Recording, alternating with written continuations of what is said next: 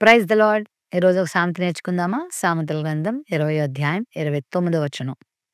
యవనస్తుల బలము వారికి అలంకారము, తలనెరుపు వృద్ధులకు సౌందర్యము. యవనస్తులకి బలము అలంకారమైందంట.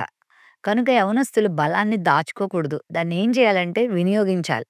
చాలామంది యవనస్తులకి బలమును చూపించుకోవడానికి ఇష్టపడతారు కానీ, ఆ బలాన్ని వాడడానికి ఇష్టపడరు. ఏ పని చేయడానికి ఇష్టపడరు. సోమరిపోతులుగా ఉంటారు. దేవుడు యవ్వనస్తులకి చాలా బలాన్ని, తలాంతులను, జ్ఞానాన్ని ఇస్తాడు. కానీ వాటిని వారేం చేస్తారంటే నిరుపయోగంగా ఉంచేస్తూ ఉంటారు. యవ్వనస్తులకున్న బలం వారికి అలంకారం.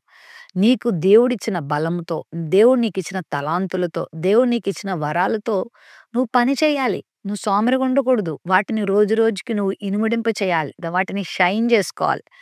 అంతేగాని ఆ బలాన్ని నిర్వీర్యం చేసి సోమరిపోతులుగా, మరి బద్ధకస్తులుగా, పని చేయకుండా, తిండిపోతులుగా, తిరుగుబోతులుగా, త్రాగుబోతులుగా తయారవ్వకూడదు. దానివల్ల నీకు చాలా నష్టం.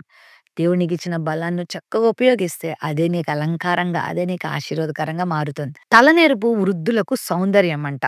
మరి వృద్ధాప్యం వచ్చేసరికి ఆటోమేటిక్‌గా తల వెంట్రుకలు మరి తెల్లబడతా ఉంటాయి కదా! అవి ఎంతో అనుభవానికి సూచన. వారి యొక్క అభివృద్ధికి సూచన. వారి జ్ఞానానికి సూచన. వారి పెద్దరికానికి సూచన. కాబట్టి ఆ తలనెరుపు ఉండడం చాలా మంచిదే. మరి ఆ వయసు పెరిగే కొద్దీ వచ్చే ఆ తల వెంట్రుకలకి చాలామంది ఫీల్ అయిపోతూ ఉంటారు. ఏం ఫీల్ అవ్వక్కర్లేదు. అది అందము, ఆశీర్వాదము. అది ఇతరులకు మార్గదర్శకత్వాన్ని అందించడానికి ఒక చక్కని అవకాశం.